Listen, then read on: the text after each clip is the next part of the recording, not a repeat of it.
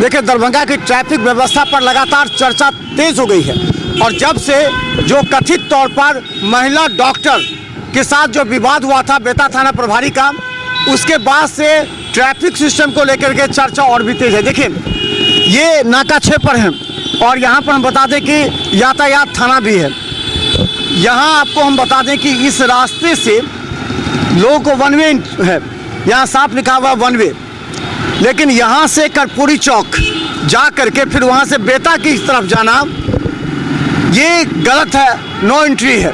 लेकिन उसको लेकर के देखिए अभी भी कितने लोग, दिखाइए इधर, देखिए कितने लोग, और यहाँ पर बहस भी हो जाती है इन लोगों की जब ये लोग जाना चाहते हैं। देखिए ये लोग बार बार जाने का प्रयास कर रहे हैं। उधर से दिखाइए, ये वन वे है, वन वे में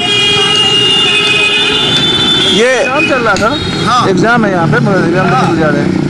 रोज पब्लिक स्कूल, रोज पब्लिक, जी जी। ये देखिए कितने लोग हैं।